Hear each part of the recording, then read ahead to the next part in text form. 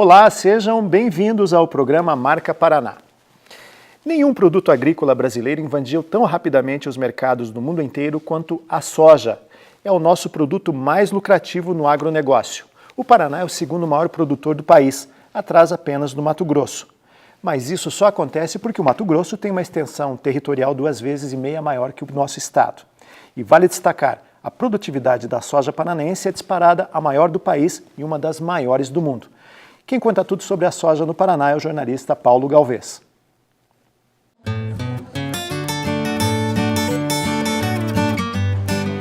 De suco de frutas a óleo combustível. O grão com múltiplas utilidades, conhecido pelos chineses há 5.000 anos, não por acaso ocupa hoje posição de destaque no agronegócio brasileiro. Se você for a um supermercado, você vai encontrar mais de 200 produtos derivados de soja. Você tem pães feitos com soja, você tem margarina feita com soja, você tem hambúrguer, você tem massas cujo recheio é proteína de soja. Então você tem uma gama enorme de produtos industrializados. E no mundo, por exemplo, Estados Unidos e Europa, você tem muito mais produtos do que nós temos no Brasil. São 3 as fases do desenvolvimento da cultura da soja no Brasil. Nos anos 1960 e 70, Rio Grande do Sul e Paraná eram os principais produtores.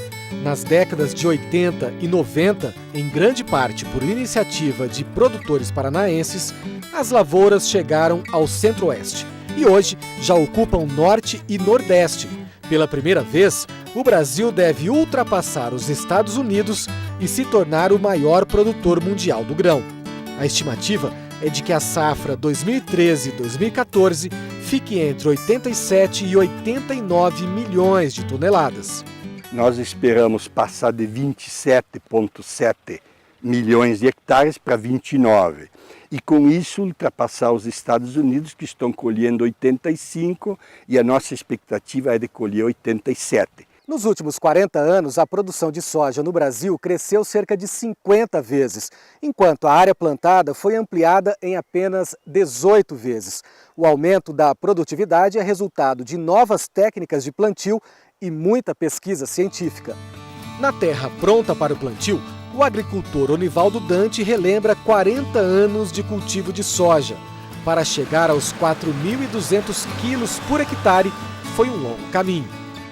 Em 1983, nós adquirimos a primeira semeadeira para o plantio direto. É uma semeadeira diferenciada que ela consegue cortar a palha e o solo mais firme, né? Mas havia muitos problemas, não dava certo e a gente foi temando, cada ano fazendo uma área para aprender a fazer o plantio direto.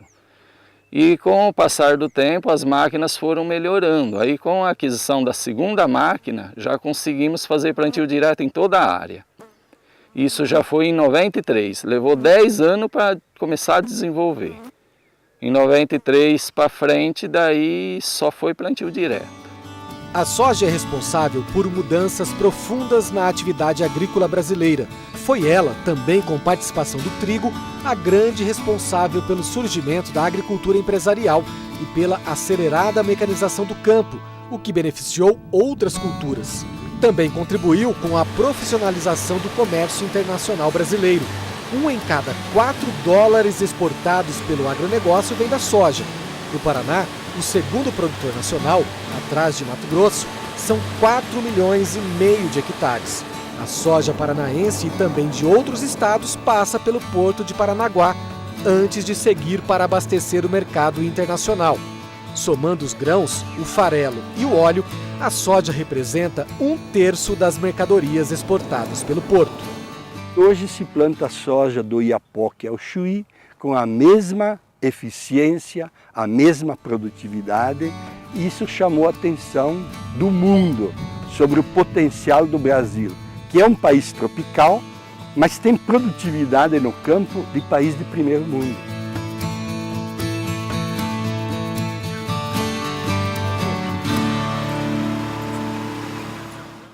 E o nosso entrevistado aqui no programa Marca Paraná é Eugênio Stefanello. Ele é técnico da Conab, Companhia Nacional de Abastecimento, professor da Universidade Federal do Paraná e da FAI. Professor Eugênio, a gente pode dizer que a soja é o ouro em grão no Brasil? Sem sombra de dúvida, dentro da produção de grãos, a soja é o ouro em grãos. Por quê? Porque desde a mecanização da lavoura e a industrialização da soja, e com a geada dos anos 70, que dizimou a cafeicultura, nós tivemos uma diversificação da produção, e esta diversificação da produção foi acompanhada pelo plantio da soja, do milho, como lavouras de verão, junto, obviamente, com outras lavouras, como, por exemplo, o feijão, o arroz, a mandioca, mais recentemente a cana.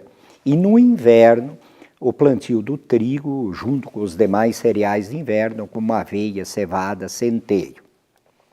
E a soja sempre foi o carro-chefe dos produtos cultivados e produzidos no Brasil dentro dos grãos, a tal ponto que soja e milho somados representam, em nível de Brasil, praticamente 82% a 85% de toda a produção de grãos do Brasil. E neste ano de 2013, 2014, bem como no ano de 2012 e 2013, nós estamos vendo um fato extremamente importante para a soja. O primeiro produtor mundial era os Estados Unidos, e nestes anos nós veremos e estamos vendo o Brasil ultrapassar os Estados Unidos na produção de soja, e esta situação é praticamente irreversível. Por quê? Porque os americanos estão no seu potencial máximo de produção deste grão. Se eles quiserem ampliar a produção de soja, terão que reduzir a produção de milho. E nós, no Brasil, temos ainda um grande potencial de crescimento da produção, não aqui no Sul, porque aqui no Sul nós já praticamente ocupamos todas as áreas e também estamos com níveis de produtividade bastante elevados. Mas no Centro-Oeste nós temos um potencial grande de expansão de área, e principalmente nas regiões Norte e Nordeste há um grande potencial de expansão desta leguminosa. E é por esta razão, inclusive, que o próprio governo está fazendo toda uma infraestrutura de escoamento deste grão por portos situados naquelas regiões, para evitar que o grão daquela região venha por caminhão, por exemplo, até o Porto de Santos e o Porto de Paranaguá, que hoje são os grandes portos exportadores do complexo soja. Como é que o Brasil descobriu essa compatibilidade com a soja? Uma compatibilidade que atinge praticamente todo o território nacional, coisa que não acontece em outros países. O fato mais importante para adequar a soja a todas estas regiões é a pesquisa. Porque a soja inicialmente era adequada a um clima um pouquinho mais frio, por isso que ela era cultivada aqui no Paraná, no Rio Grande do Sul. E com o desenvolvimento da pesquisa hoje, nós temos cultivares de soja adequados praticamente para todos os climas do Brasil, para todas as latitudes, desde o clima tropical até as regiões de clima mais temperado. E este avanço da pesquisa não só possibilitou a adequação das cultivares para cada região e para cada tipo de solo, como também possibilitou que a adaptação destas cultivares a outras situações. E agora, mais recentemente, com o desenvolvimento dos transgênicos, esta situação fica ainda mais evidente, porque nós passamos a ter a soja resistente a determinadas pragas e a segunda geração de transgênicos, além de resistente ao uso de herbicidas e determinadas pragas, nós veremos grãos de soja com genes que possibilitam um aumento da produtividade. Por isto já se fala em possibilidade de, nos próximos 10 anos, nós termos cultivares aqui no Brasil que permitam a produção de até 6 toneladas de soja por hectare, dentro de todas as condições de tecnologia. Muito bem, no próximo bloco você vai ver como a soja do Paraná mudou a forma de plantar no Brasil. O Marca Paraná volta em 1 minuto.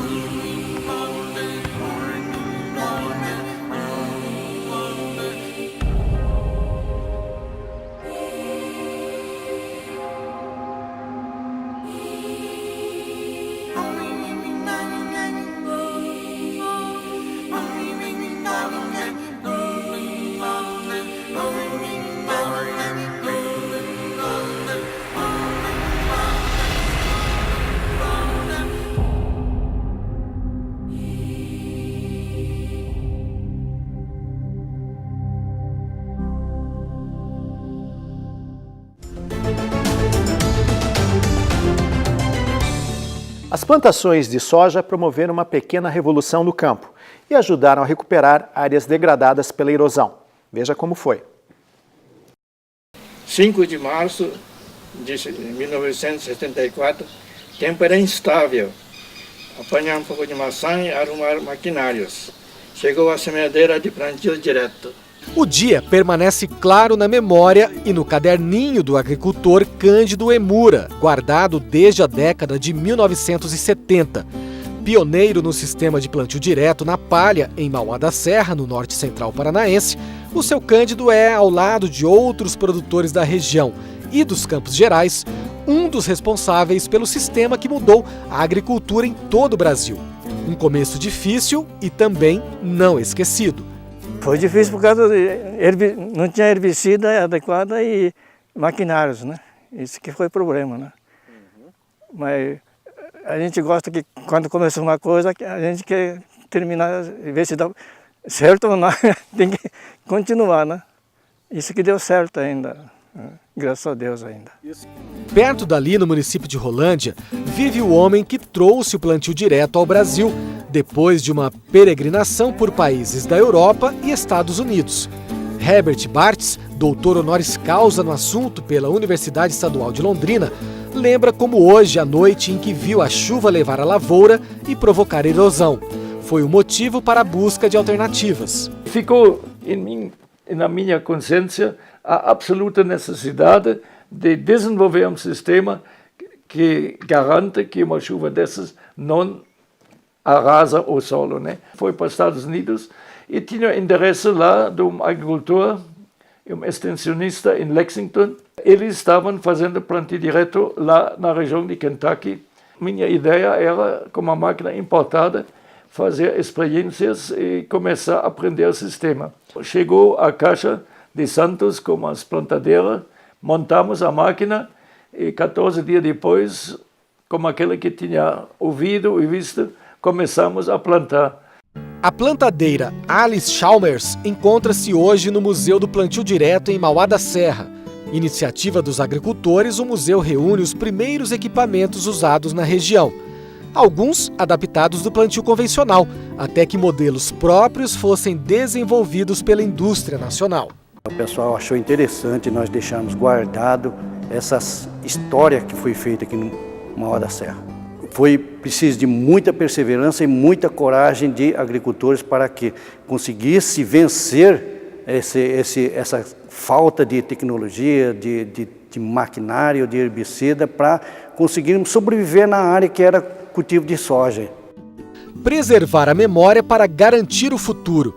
Não que exista hoje quem duvide do plantio direto, mas a intenção é mostrar que, não fosse a persistência dos pioneiros, a técnica poderia ter sido facilmente esquecida devido às dificuldades iniciais e à falta de comprovação da eficácia do sistema nos primeiros anos.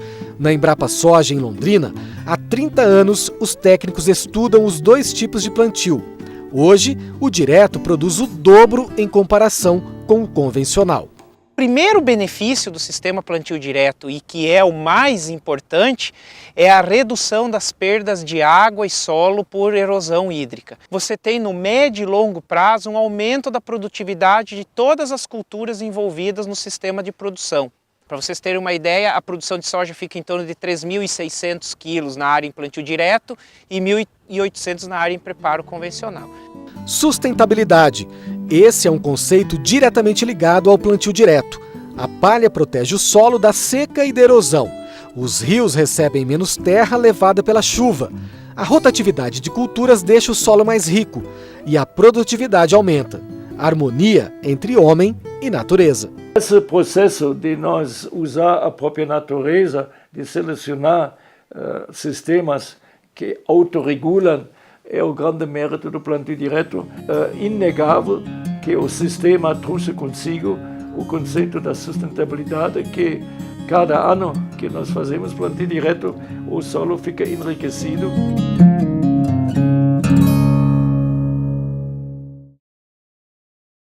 Professor Eugênio Stefanello, da Universidade Federal do Paraná, da FAI, técnico da Conab, a gente pode dizer que o plantio direto foi uma das maiores revoluções na agricultura do Brasil nos últimos tempos? Sem sombra de dúvidas.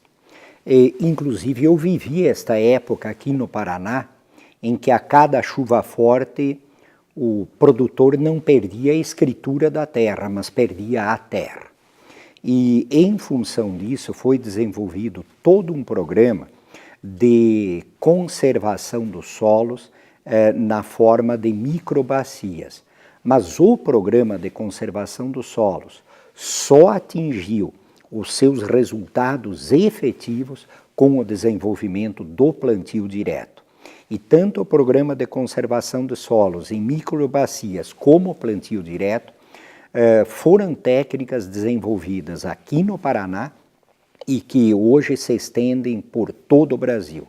E eu não tenho dúvidas nenhuma em afirmar que, junto com a pesquisa que desenvolveu os cultivares, a conservação do solo e o plantio direto foram as tecnologias mais importantes para nós termos os níveis de produção e produtividade que nós conseguimos atualmente. E veja você um dado importante. Se nós tivermos um aumento de produtividade, o custo por unidade de produto produzido tende a cair e com isso nós ganhamos competitividade, tanto no mercado internacional como ganhamos em competitividade no mercado interno.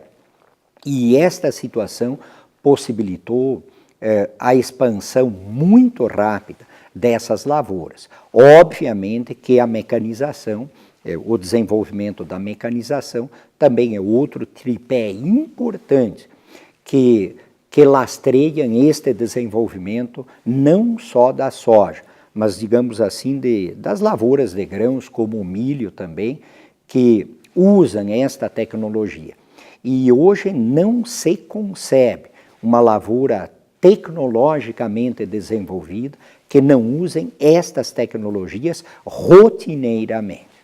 Bom, nós falamos da produtividade brasileira, da produtividade do Paraná, e ela só aumenta. Nós estamos ultrapassando os Estados Unidos, que historicamente já há muito tempo eles são os maiores produtores de soja, mas nós temos um problema que é o escoamento da nossa safra. O custo de escoamento da safra americana é $9 por tonelada, no Brasil é $70 por tonelada. Quer dizer, como é que a gente resolve esse nó, esse estrangulamento de você poder escoar? A gente pode produzir, a gente pode bater recordes, mas para a gente exportar, para a gente escoar essa produção ainda é muito caro.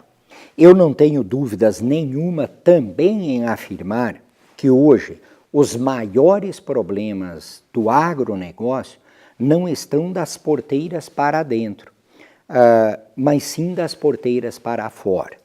E um dos mais graves problemas, não só para o agronegócio, mas para a expansão do desenvolvimento do Brasil e da produção no setor primário e secundário da economia, é a falta de infraestrutura. Nós temos poucas rodovias, poucas ferrovias, poucos portos, poucos aeroportos, absolutamente estrangulados, poucas hidrovias, e todos nós sabemos, por exemplo, que o transporte mais barato a médias e longas distâncias seria a hidrovia e depois a ferrovia, e o mais caro é a rodovia.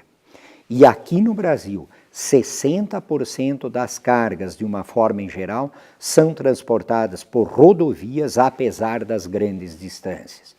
E quando este caminhão chega no porto, nós encontramos infraestruturas portuárias absolutamente estranguladas e que não comportam, mesmo com aumento de produtividade dos equipamentos existentes, da infraestrutura existente, não estão comportando e sustentando este aumento da produção. E agem hoje como fatores estrangulantes ao aumento da produção de uma forma generalizada.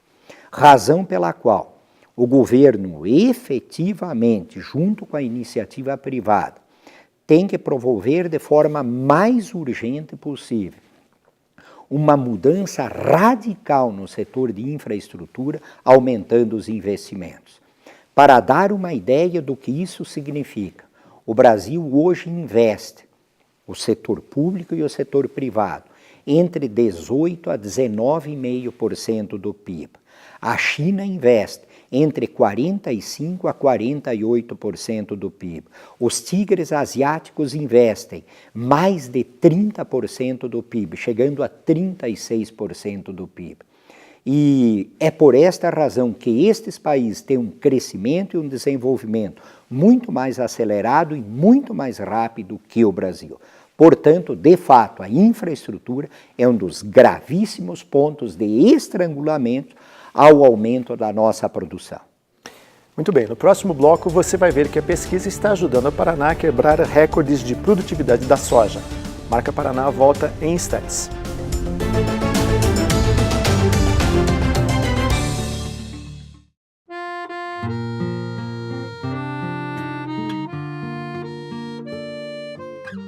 Antigamente eram só imagens.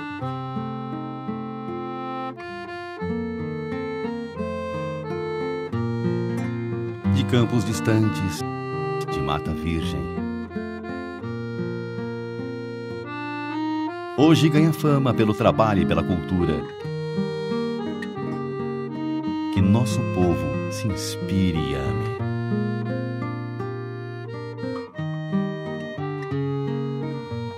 Pois brilharás mil brilhos. Estrela da minha pátria, Paraná. Ilumina o meu caminho e sigamos juntos para o futuro.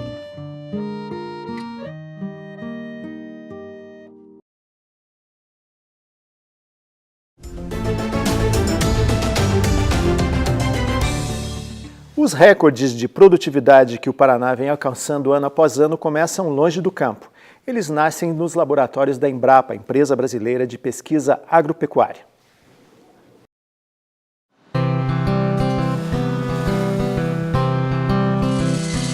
Sementes com alta tecnologia. Os índices de produtividade da soja brasileira evoluíram no mesmo ritmo da pesquisa científica.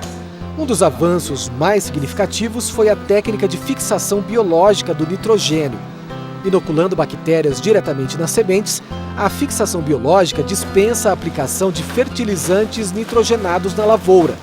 Hoje, as estimativas são que o Brasil economiza anualmente mais de 10 bilhões de dólares. Eu estou falando 10 bilhões de dólares, que de outro modo teriam que ser utilizados como fertilizante nitrogenado para a cultura da soja.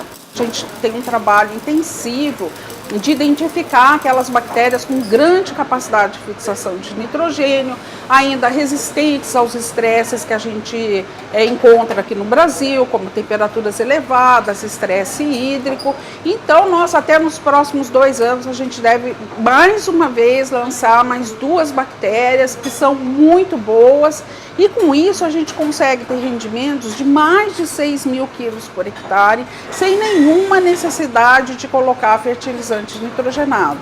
Na unidade de beneficiamento da Cooperativa Integrada em Santa Cecília do Pavão, norte do estado, são tratadas as sementes que vão abastecer as lavouras de 8 municípios da região. É uma das 3 unidades sementeiras da cooperativa. E se os cuidados no campo são grandes, com a produção de sementes, a preocupação é ainda maior. Os produtores são escolhidos entre os que têm os melhores equipamentos de plantio e colheita, maior cuidado com a terra e propriedades entre 700 e 1.100 metros de altitude. É o ideal para a produção de sementes. Ainda assim, nem tudo que chega aqui passa no teste de qualidade. Depois de um rigoroso processo de classificação, as sementes recebem fungicida, inseticida e micronutrientes. A cor avermelhada é para diferenciar a semente tratada da soja comum.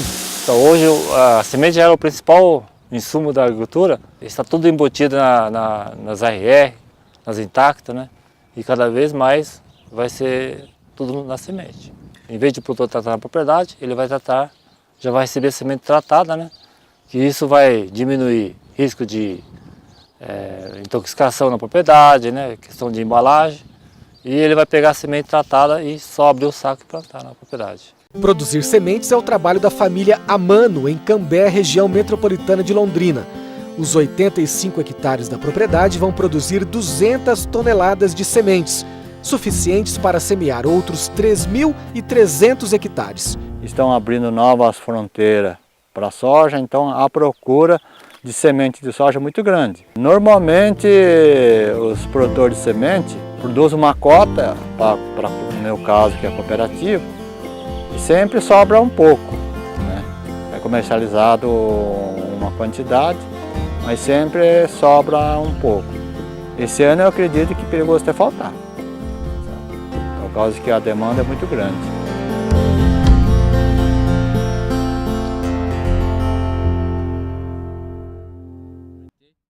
Professor Eugênio Stefanello, pesquisa e planejamento, esse é o segredo da soja brasileira? Não só pesquisa e planejamento, também a integração da cadeia produtiva da soja, a organização da cadeia produtiva da soja. Como em poucos setores a gente vê no Brasil, né? Ah, exatamente. São poucos os setores que têm cadeias produtivas bastante organizadas. É o caso da avicultura, por exemplo. Inclusive com esse investimento em pesquisa. São poucos os setores que têm tanto investimento em pesquisa quanto a soja. Com certeza.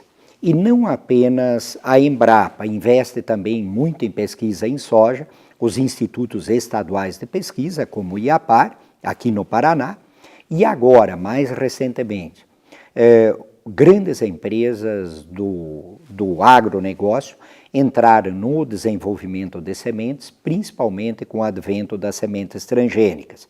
E estas empresas estão produzindo também cultivares e disponibilizando no mercado com grande eficiência. E eu sempre digo, a semente é que carrega o potencial genético da planta.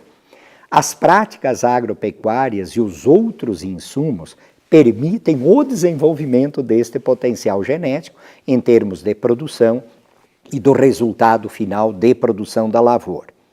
Agora, todo este potencial genético colocado na semente só existe porque nós temos os pesquisadores que estão desenvolvendo e investindo na ampliação do conhecimento sobre as cultivares de uma forma em geral.